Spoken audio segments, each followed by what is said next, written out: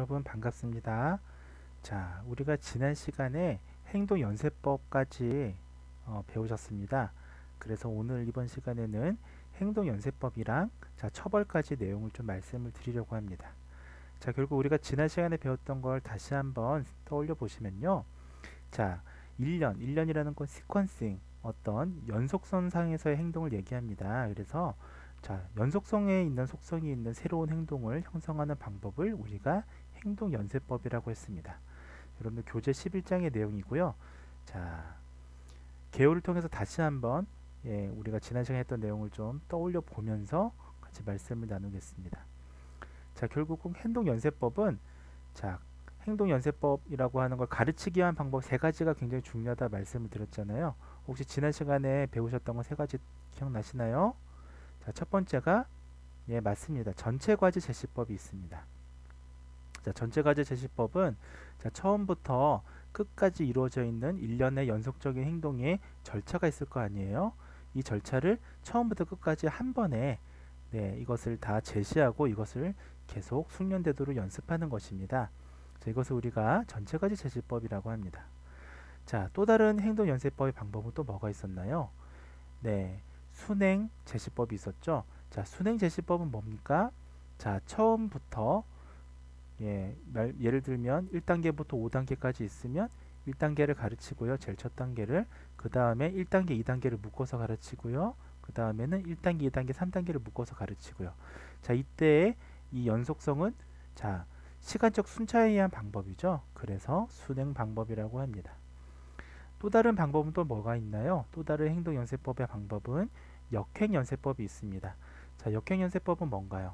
제일 마지막 단계의 그 과정을 학습하고요. 그 다음에 제일 마지막에서 바로 뒤에 있는 거 전 단계를 묶어서 학습하고 그 다음에 제일 마지막 그 전 단계를 묶어서 학습하고 결국은 순행연쇄법과의 차이는 거꾸로 제일 마지막 단계부터 이제 역행해서 시간을 거슬러서 묶어서 한다. 자, 이것이 바로 역행연쇄법의 핵심이었습니다. 자, 여러분들 기억나시죠? 자, 그리고 지난 시간에 배웠던 마지막으로 배웠던 부분이 연쇄법과 용안법, 조용법의 차이였어요. 자, 거기서부터 다시 한번 리바이벌 하면서 오늘 이제 연쇄법의 효과에 영향을 주는 요인들과 효과적 적용을 위한 지침, 함정들에 대해서 좀 학습하실 거고요. 오늘 또 다른 내용인 챕터인 처벌에 대해서도 말씀을 나누도록 하겠습니다. 자, 처벌은 결론적으로 말씀을 드리면 부적절한 행동을 제거할 때 사용하는 것인데 밑에 제시된 것처럼요. 부작용이 좀 있습니다. 그래서 처벌은 무조건 능사는 아니다라는 말씀을 먼저 좀 드리고 시작을 하겠습니다. 자, 그럼에도 불구하고요. 여러분들 실제로 임상에서 많은 임상가들이 문제행동이 뜻하지 않는 문제행동이 너무나 심하게 대상자, 특히 아동들한테 나타나면 또 제일 손쉽게 쓰는 방법 중에 하나가 처벌이더라고요. 근데 여러분들 특히 아직 임상에 나가시지 않은 분들이라면 더더욱 처벌을 쓰면 안 된다는 걸 좀 학습하시기 바라고요. 자, 혹시나 임상을 좀 경험하시거나 관찰 실습을 좀 하셨던 사람들이 있다면 그래도 지금부터는 처벌을 가급적이면 자제하는 것이 여러분들이 좀 더 숙련된 언어치료사로 발전하는 게 방법이 아닐까라고 제가 생각이 듭니다. 자, 하지만 어쩔 수 없이 처벌을 사용해야 될 때에는 어떻게 해야 되는지에 대한 지침도 이 수업에서는 말씀을 드리니까요. 자, 그런 부분들에 대해서 좀 집중하시고 초점을 맞추시면 좋을 것 같습니다. 자, 우리 지난 시간 마지막 슬라이드였어요. 그래서 여기서부터 좀 설명을 다시 드리겠습니다. 자, 이 부분은 제가 앞서 강조한 것처럼 지난 시간에 배운 특히 행동연쇄법에 있어서 세 번째 중요한 파트가 되겠습니다. 자, 연쇄법과 용안법, 조용법을 비교하는 부분인데요. 자, 여러분들 연쇄법, 용안법, 조용법은 결국은 공통점은 점진적인 변화 절차라는 거고요. 자, 왜냐하면 우리가 새로운 행동들을 형성할 때 어떠한 일련의 단계를 거치게 되는데 이와 같은 것들이 한 번에 딱 나오는 것이 아니라 점진적으로 진행되기 때문입니다. 자, 그래서 이 점진적으로 진행되는 것을 효과적으로 하기 위해서 각각의 연쇄법과 용화법, 조용법은 차이점을 가지고 있습니다. 자, 어떤 차이점을 가지느냐? 우리가 다시 한번 복습 차원에서 보시면요. 자, 조용법은 단계들이 최종 목표 반응에 가깝게, 자, 결과물 반응에 가깝게 근접될 때 강화합니다. 결국은 아동의 반응에 좀 더 초점을 맞추고 있다라고 보시면 더 정확할 것 같습니다. 자, 아이들이 처음부터 우리 목표 반응하고 목표를 제시하는 그런 행동들이나 또는 목표 어휘랑 딱 똑같이 하지는 않잖아요. 자, 하지만 자, 어쩌지 하다가 예를 들면 그날의 목표가 자, 행동이 아니라 좋음 치료라고 생각을 해볼게요. 자, 이 아이가 만약에 치조 마찰음을 전혀 알지 못하는 아이입니다. 자, 이것을 학습하기 위해서 조용법을 한다면 자, 이렇게 점차적으로 아이가 이렇게 혀를 움직이면서 조음점을 찾고 결국은 치조 마찰음은 아니지만 치간음이 뭔지 아시죠, 여러분들? 번데기 발음 스를 치간음이라고 해요. 자, 근데 치간음을 우연찮게 했어요. 자, 여러분들 어떻습니까? 치간음이지만 그래도 치조 마찰음하고 유사한 방법이기 때문에 자, 이것을 이제 강화를 점차 해주는 거예요. 그래서 치간음을 점차 강화해서 치조 마찰음으로 바꿔준다라고 한다면 이것은 조용법에 해당이 되겠습니다. 자, 용화법은 자, 무슨 차이가 있느냐? 목표 자극에 근접하는 거예요. 그래서 자극이 더 핵심이고요.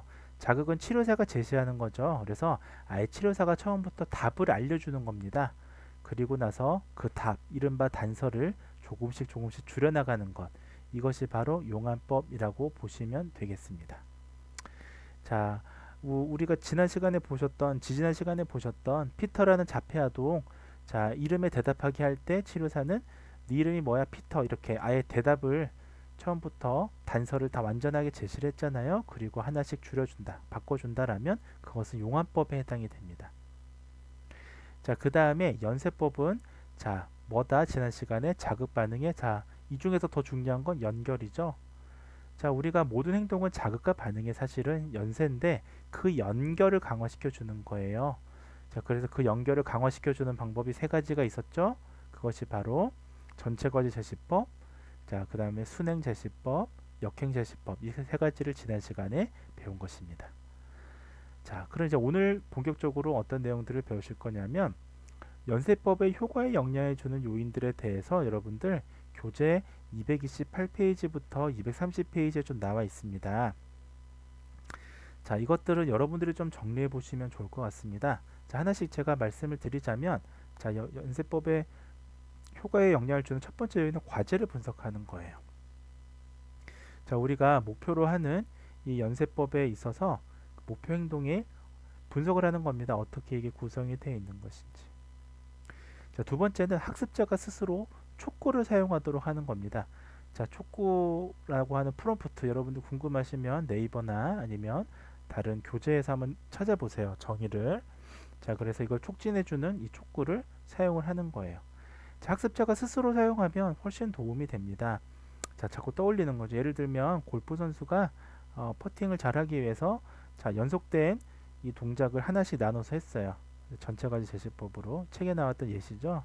자, 그러면 자, 머릿속으로 떠올리는 거예요. 자, 그 다음에 이 바람을 이렇게 잔디를 뜯어서 바람의 방향을 확인하고 그 다음에 모자를 한번 눌러 쓰고 그 다음에 어깨 넓이만큼 그 다음 이걸 해야지 라고 하고 그 다음엔 하고 나면 팔을 제가 이렇게 골프채를 눈으로 응시해야지 그 다음엔 팔을 90도로 이렇게 틀어야지 이런 것들을 스스로 촉구하는 거예요. 세 번째 연세법의 효과를 주는 요인은 모델링으로 미리 시범을 보여주는 겁니다. 자, 모델링이란 기법 여러분들 언어치료에서 나중에 아동언어장애 진단 및 이해라는 책에서 자, 언어치료요법 중에 가장 빈번하게 사용되는 치료요법 중에 하나죠. 자, 치료 형태입니다. 자, 모델링이라는 거는 자, 결국 시범을 보여주는 건데요. 자, 미리 이 일련의 행동들을 시범을 보여준다면 연세법의 효과를 높일 수가 있겠죠. 자, 그래서 임상에서는 연세법을 잘 사용하는 치료사는 모델링을 잘하는 치료사이기도 합니다. 자, 여러분들 모델링이라는 치료 기법을 또 잘 한번 연마해 보시기 바랍니다.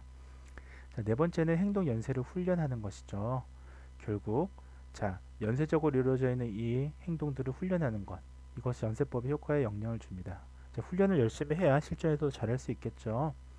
자, 그 다음 다섯 번째는 충분한 사회적 강화물과 여러 다양한 강화물을 사용하는 것입니다.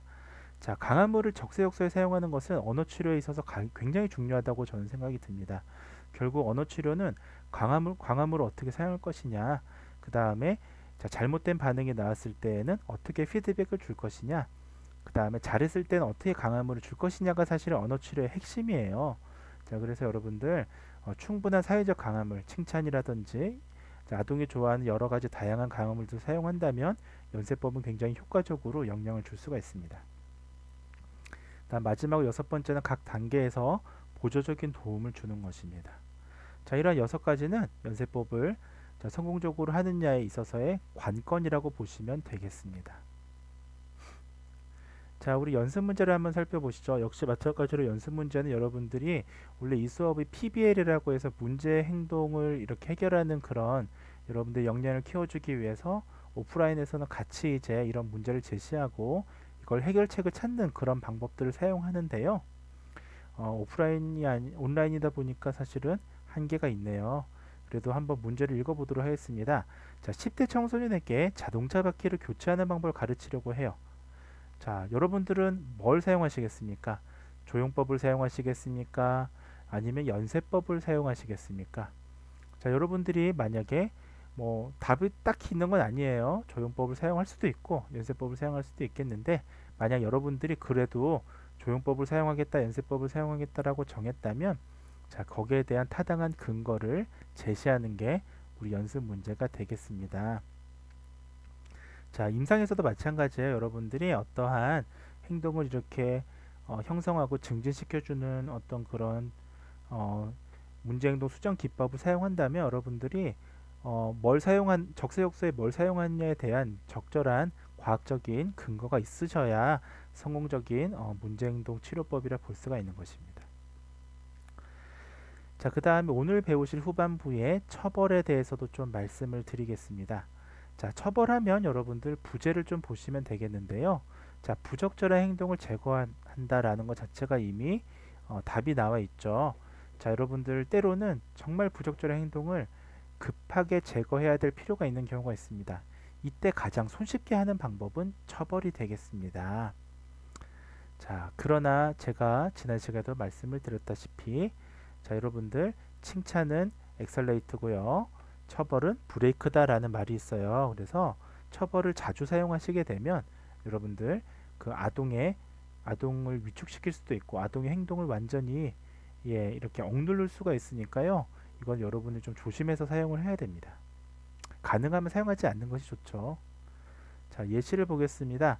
자, 교재 237쪽에 보시면 배내의 공격성 제거하기에 대한 예시가 나와 있습니다. 자, 예시를 한번 쭉 보시고요. 자, 이 예시에선 처벌이 사용이 되는데요. 자, 처벌의 원리부터 좀 말씀을 드리겠습니다. 자, 이 챕터에서는 여러분들 처벌의 원리랑 처벌의 종류 그리고 부작용 이 세 가지를 아는 것이 중요합니다. 자, 그 첫 번째인 처벌의 원리를 좀 말씀을 드리겠습니다. 자, 처벌 다른 말로 벌칙이라고도 하고요. 자, 또는 다른 말로는 혐오 자극이라고도 합니다. 자, 왜 혐오 자극이라고 하나요? 처벌을 좋아하는 사람은 없겠죠, 여러분들. 처벌을 좋아하는 사람이 있다면 그 사람은 이상한 사람이죠. 자, 혐오 자극 누구나 대부분 처벌은 싫어합니다. 자, 그리고 정의상 보시면 행동 뒤에 즉각적으로 이것이 제시돼서 그 행동의 빈도를 감소시킨다면 이것은 우리가 벌칙 또는 처벌 또는 혐오 자극이라고 부르는 것입니다. 자, 결국 핵심은 행동을 감소시키는 데 사용할 수 있다는 겁니다. 자, 원리를 한번 보시죠. 자, 행동 뒤에 곧바로 벌칙을 받게 되면 어떻게 되나요? 이 다음에 유사한 상황에 접할 때 같은 행동을 반복할 가능성이 감소한다는 겁니다. 자, 그것이 바로 처벌이죠. 여러분들 뭐 처벌은 제가 사전적으로 알려드리지 않더라도 여러분들이 자라오면서 한두 번은 꼭 경험했던 게 바로 처벌 아니겠습니까? 여러분들도 벌을 많이 받거나 했을 겁니다. 제가 학창 시절 때는 여러분들하고 이제 좀 나이 차이가 나는데요. 그땐 정말 교육에서 처벌이 굉장히 많았었어요. 그래서 처벌이 아니라 체벌이 많았죠, 정말. 뭐 고문에 흡사할 정도로 다양한 이 도구로 처벌을 받았었던 기억이 많이 나는데요. 제가 재밌는 이 혼나는 아기 동영상을 보여주고 싶은데 이런 것들이 이제 좀 저작권이 있어서 온라인 수업에서는 특별히 보여드리진 않겠습니다. 자, 이게 사실 재미난 영상인데 좀 아쉽네요. 자, 임상에서 처벌이라는 것은 결국은 특정 상황에서 특정 행동 뒤에 즉각적으로 제시해서 특정 행동을 할 가능성을 감소시키는 데 적용되는 용어예요. 결국은 우리가 일반적으로 사용하는 처벌이라는 용어와 우리가 임상 현장에서 사용되는 처벌이라는 용어가 조금 다르죠. 자, 그래서 특정 행동을 할 가능성을 감소시키는데 사용되는 것을 전부 다 처벌이라고 합니다. 우리가 일상생활에서의 처벌은 주로 좀 매질을 뜻하잖아요. 신체적인 처벌을 얘기하잖아요. 근데 임상에서 처벌이라는 게 반드시 신체적인 건 아닙니다. 다만 처벌도 일생 동안의 학습에 영향을 미치게 됩니다. 자, 여기 이런 내용들이 있는데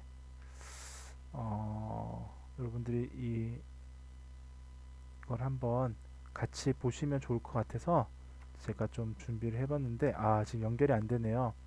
자, 나중에 한번 제가 좀 같이 볼 수 있는 기회가 있었으면 좋겠습니다. 자, 잠시만요. 다시 한번. 예, 연결이 안 되네요. 자, 좀 아쉽습니다. 자, 처벌의 연습 문제를 한번 보죠. 자, 역시 마찬가지로 PBL 수업인데 여러분들 과제는 아니에요. 여러분들 힘든 거 충분히 알기 때문에 과제로 내드리진 않겠습니다만 관심 있으신 분들은 나중에라도 꼭 한번 정리해 보세요. 자, 이 책에 나왔던 벤의 공격적 행동을 제거할 때 여러분들이라면 어떻게 제거할 것인지 한번 생각해 보세요. 자, 그 다음에 행동 수정에서의 처벌의 의미와 여러분들 보통 일반적으로 우리가 사용되는 처벌의 의미가 어떻게 다른지도 한번 고민해 보는 시간을 가졌으면 좋겠습니다. 자, 지금부터는 벌칙의 유형에 대해서 말씀을 드리겠습니다. 자, 벌칙의 유형은 크게 고통을 주는 벌칙이 있고요. 그 다음에 질책도 하나의 벌칙의 유형에 들어갑니다. 언어적인 어떤 벌칙이 되겠네요. 그 다음에 타임아웃이라는 게 있습니다. 자, 우리 그 임상 현장에서 특히 언어 치료 현장에서 또 종종 사용되는 벌칙 중에 하나가 타임아웃이죠. 자, 그 다음에 반응 대가라는 게 있습니다. 자, 이 관련된 동영상들이 있긴 한데 여러분들 이 온라인에서는 좀 보여드리는 데 한계가 있기 때문에 나중에 좀 기회가 되시면 오프라인에서 함께 보시면서 좀 고민해 보도록 하겠습니다. 자, 오늘은 벌칙의 유형 4가지에 대해서 좀 종류를 살펴보도록 하겠습니다. 자, 4가지 중에 제일 첫 번째 나오는 우리가 일반적으로 처벌이라고 하면 여러분들 고통을 주는 벌칙을 떠올릴 것입니다. 그래서 고통을 주는 벌칙이 가장 빈번하고 일반적인 어떤 벌칙의 유형인데요. 자, 고통을 주는 거기 때문에 신체적 벌칙이라고 불리기도 합니다. 자, 이것은 우리가 통증이나 다른 불편감을 유발하는 감각 수용기를 활성화시키는 행동에 즉각적으로 따라오는 것입니다. 즉 여러분들 불편감, 통증, 자, 이런 것들이라고 생각하시면 되겠는데요. 자, 대표적인 것은 우리가 아이들 체벌할 때 부모님들이 많이 하시죠. 엉덩이 때리기, 꼬집기 이런 게 있고요. 그리고 뒤에부터는 좀 잔인한데 전기 충격을 사용하기도 합니다. 여러분들 그 정신과나 과거에 정신과 병동에서는 한 1960년대 70년대만 해도 전기 충격 많이 사용했었습니다. 그 다음에 암모니아 냄새 맡기 이런 것들은 되게 혐오스러운 자극이잖아요. 실제로 저는 제가 좀 들었던 얘기인데 강아지나 고양이들 이렇게 어릴 때 키우잖아요. 근데 고양이들이나 강아지들이 이제 점점 자라다 보면 이 전선 같은 걸 물어뜯을 수가 있습니다. 전선 물어뜯으면 큰일 나잖아요. 감전당할 수도 있고 또는 집안에 화재가 날 수도 있습니다. 이때 전선을 물어뜯지 못하게 하려고 하는 방법 중에 하나가 이 벌칙을 많이 사용하는데 대표적인 게 암모니아 같은 아주 식초 같은 이런 혐오 자극을 그 전선에 뿌린다고 하더라고요. 그러면 강아지가 이거를 장난감처럼 물려고 갔다가 이 냄새를 맡고 일종의 벌칙이죠. 혐오 자극이죠. 그 이후부터는 전선을 거들떠도 안 보는. 자, 이런 것들은 전선을 물어뜯는 이런 부정적인 행동을 제거하기 위해서 사용했던 벌칙이라고 볼 수가 있는 것입니다. 자, 4번째는 찬물 목욕. 이런 거 사실 하면 안 돼요. 이런 거는 여러분들 벌칙이라기보다 고문에 가깝습니다. 자, 그래서 이런 것들이 있더라라는 거 책에 나온 예시니까요. 한번 보시면 되겠고요. 자, 무조건 벌칙이라는 것도 있습니다, 여러분들. 자, 무조건이라는 표현이 우리 예전에도 한번 쓰였었죠. 이 문제행동 언어 재활에서. 자, 무조건이라는 용어가 쓰이면 말 그대로 사전학습 없이도 라는 뜻이에요. 그래서 무조건 벌칙은 사전학습 없이도 처벌적인 자극을 얘기합니다. 자, 여러분들 우리가 특별히 경험이나 학습이 없이도 이게 처벌이라고 생각되는 자극들 뭐가 있을까요? 네, 맞습니다. 위에 보신 이런 것들이죠. 자, 원시적인 처벌 자극은 여러분들 특히 신체 고통을 가하는 것은 여러분 학습이 없더라도 이것은 처벌로 우리가 충분히 알 수가 있는 것들이죠. 자, 두 번째 종류는 처벌의 종류는 질책입니다. 자, 여러분들 아이들한테는 아까 보셨던 신체 고통을 가하는 신체적인 벌칙을 주지만 여러분들처럼 성인인 경우에는 신체적인 벌칙을 줄 수는 없죠. 자, 이런 경우에 우리 이제 직장인들이나 성인 이후에도 여러분들은 직장 생활을 하면서 이제 벌칙을 받게 됩니다. 네, 그런 경우에 저도 마찬가지고 직장 생활하면서 질책을 당할 수 있죠. 자, 이런 것이 바로 질책입니다. 자, 성인의 경우에 좀 더 해당이 되겠네요. 자, 행동에 즉각적으로 수반되는 강한 부정적인 언어 자극입니다. 여러분들 언어 자극만으로도 질책을 줄 수 있죠. 처벌을 줄 수 있죠. 자, 예를 들면 아이들을 똑바로 이렇게 쳐다보고 꽉 붙잡고 안 돼, 그건 나쁜 짓이야 라고 얘기하는 거. 자, 이것만으로도 실은 처벌이 되는 겁니다. 이런 것들을 우리가 질책의 예시죠. 자, 뭐 성인에서는 여러분들 뭐 군대 갔다 오신 분들은 또 요즘 군대와 또 제가 그 경험했던 군대는 좀 이제 시간적인 차이가 있어서 좀 다른데요. 저는 군 복무 생활할 때 성인이었잖아요. 그럼에도 불구하고 질책을 가장 많이 당했던 시기로 기억이 납니다. 그래서 그 군대 선임들, 즉 상관들이죠. 상관들한테 그 언어 자극으로 이제 질책을 당하곤 했었는데요. 자, 질책을 당하고 나면 이것은 이제 문제 행동을 확실히 줄여주는 효과는 있습니다. 자, 벌칙과 연합되는 자극은요, 하나의 벌칙이 되는데요. 자, 이것을 우리가 조건 벌칙이라고 합니다. 자, 그래서 예를 들면 이렇게 질책을 해주고 나서 나중에 뭐 때린다, 뭐 신체적 그 자극을 준다라고 하면 이런 질책 자체가 하나의 아주 강력한 조건 벌칙이 되는 것입니다. 자, 우리가 보다 치료실 현장에서 더 볼 수 있는 거는 타임아웃일 거예요. 임상 현장에서. 자, 왜냐하면 앞서 보셨던 신체적 벌칙을 잘못 사용하면 여러분들 부모님들한테 형사처벌 당할 수가 있습니다. 고소당할 수가 있고요. 질책도 사실은 너무 어린 아이들은 효과가 없어요. 자, 그래서 보다 임상 현장에서 교육 현장에서 많이 사용하는 것은 타임아웃이 되겠습니다. 자, 타임아웃은 뭘까요? 타임아웃은 격리한다는 의미가 좀 되겠습니다. 자, 특정한 행동 뒤에 즉각적으로 강화받는 기회를 상실, 이른바 격리하는 기간을 얘기합니다. 자, 그래서 유형이 있습니다. 사실 이것도 영상이 있어서 미국 드라마에서 나온 영상이 있는데 지금 온라인에서 보여드릴 수가 없고요. 자, 두 가지 유형이 있는데 같이 한번 알아두시죠. 첫 번째는 배제하는 타임아웃이 있습니다. 자, 이것은 무엇이냐면요. 특정 행동을 한 이후에 즉각적으로 그 행동을 한 개인을 강화가 있는 상황에서 잠깐 동안 제외시키는 겁니다. 자, 여러분들 처벌이라는 게 꼭 신체적으로 어떤 고통을 가하거나 아니면 언어적으로 질책을 하는 게 아니더라도 자, 강화가 있는 상황에서 강화를 잠깐 제외시키는 것만으로도 이 대상자한테는 큰 힘든 상황이 되겠죠. 그래서 타임아웃 방이라는 게 있어요. 자, 유치원이나 어린이집에서 간혹 가면 이 타임아웃 방이 있더라고요. 자, 격리되는 방을 지칭합니다. 그래서 예를 들면 뭔가 문제 행동을 보이면 재밌게 놀아주는 강화, 그걸 이제 강화라고 가정해 볼게요. 그 상황에서 5분 이내로, 너무 길면 안 돼요. 공포스러워하죠. 그래서 5분 정도 이내로 짧은 시간에 다른 방에 격리시키는 거예요. 예를 들면 어린이집 같은 경우에는 같이 학생들이 놀고 있다가 문제 행동을 보이는 아이가 있으면 다른 방에다가 조금 두는 겁니다.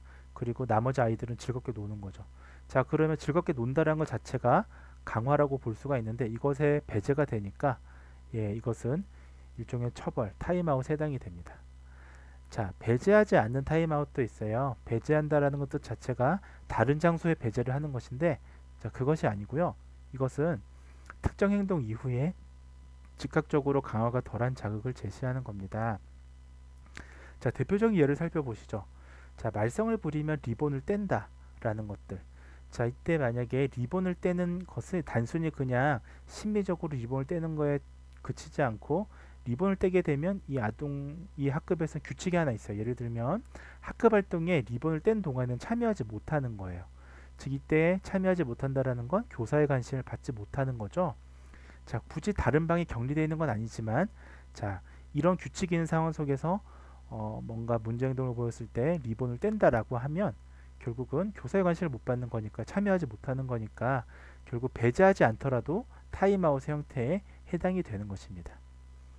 자, 이처럼 타임아웃은 결국은 정리하자면, 자, 강화물을 받는 기회를 일종의 상실하는 그런 시간적인 기간이다. 자, 그래서 시간적인 개념이 들어가서 타임아웃이라고 얘기한다 라는 부분들을 좀 아시면 좋겠습니다. 자, 처벌의 마지막 형태입니다. 자, 처벌의 마지막 형태는 반응 대가라는 게 있습니다. 자, 이것은 무엇이냐면요. 자, 그 반응에 있어서 대가를 상실하는 걸 얘기합니다. 자, 특이한 행동 뒤에 즉각적으로 일정량의 강화물을 제거해 버리는 것이죠. 자, 여러분들 강화물을 제거하는 건 굉장히 아이에게 효과적인 처벌 중에 하나입니다.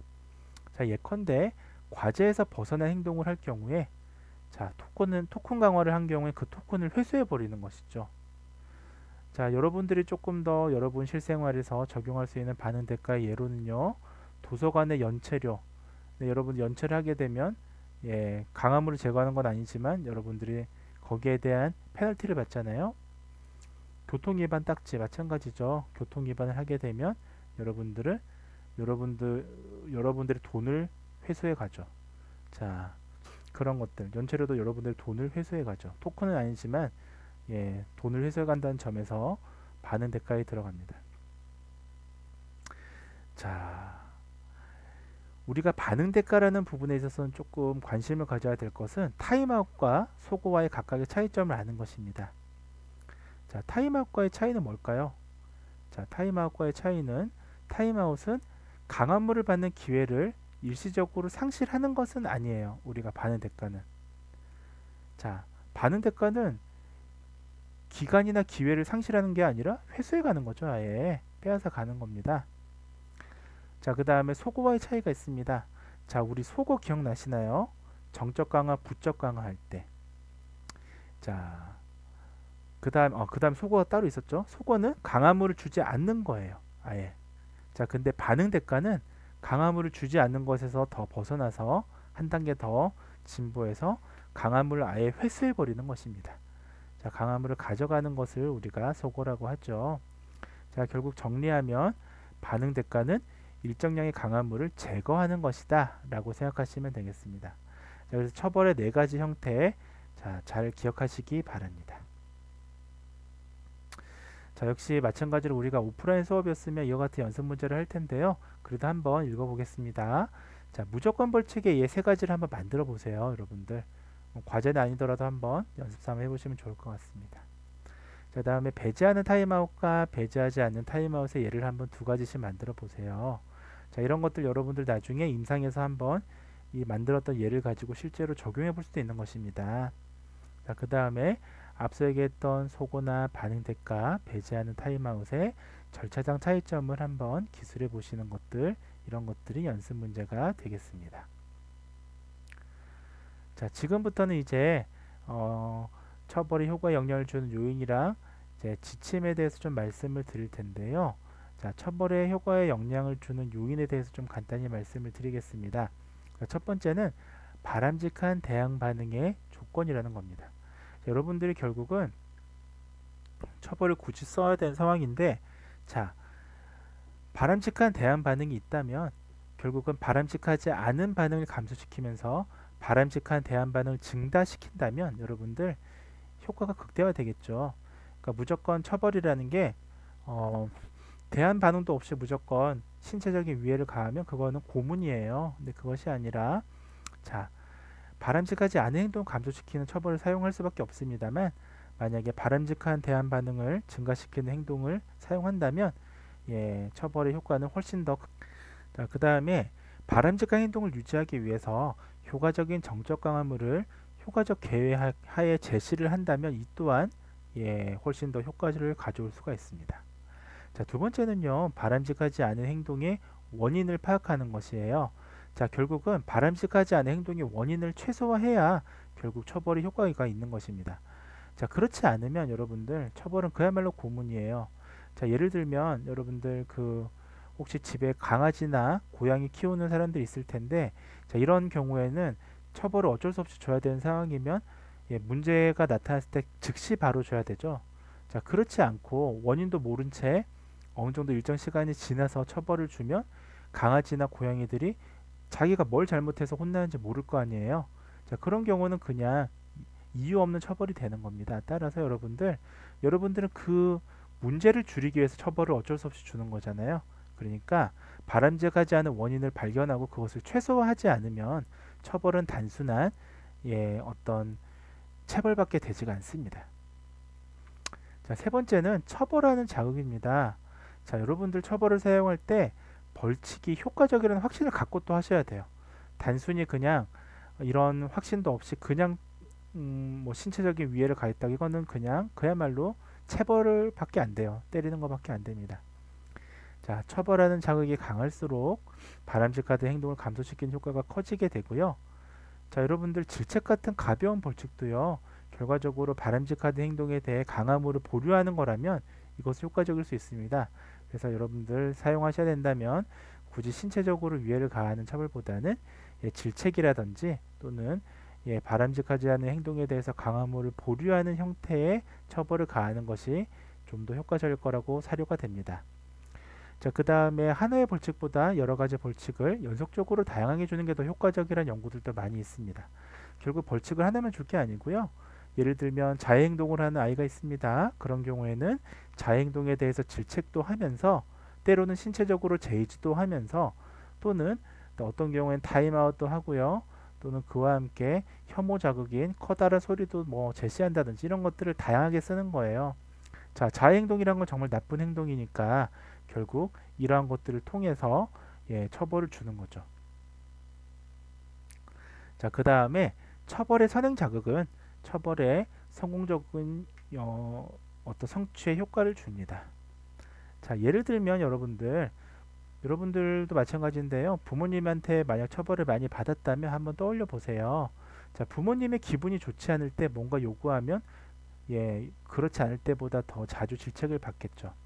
자, 이것은 처벌을 받기 전에 선행 자극이 있다라는 겁니다. 그러니까 여러분들 이런 것들도 눈치껏 또 처벌받는 입장에서는 잘 고려하면 좋겠습니다.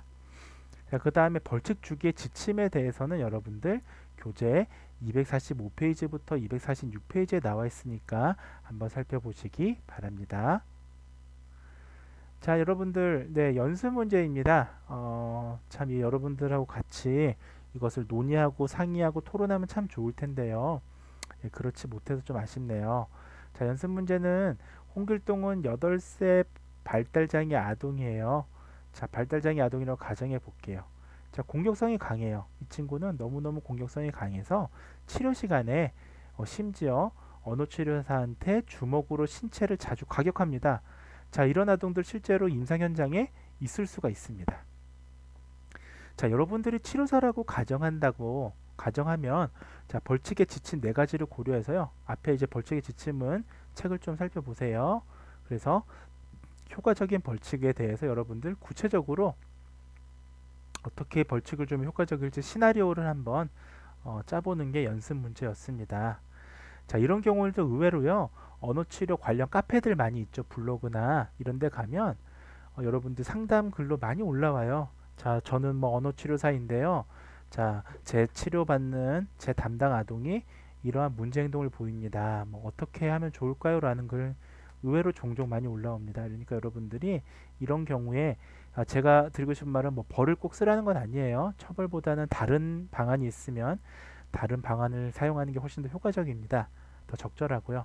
자, 그럼에도 불구하고 자, 결국 어쩔 수 없는 경우에는 처벌을 사용하시되 자, 여러분들이 효과적인 벌칙을 고려하기 위해서 이렇게 시나리오를 미리 제시하는 연습을 한다면 훨씬 효과적인 처벌을 줄 수가 있습니다. 자, 잠재적으로 해로운 처벌의 부작용들이 있습니다. 거기들에 대해서 좀 간단히 말씀을 드릴게요. 자, 첫 번째는 처벌은 어떤 부작용이 있냐면요. 공격적인 행동을 야기한다라는 겁니다.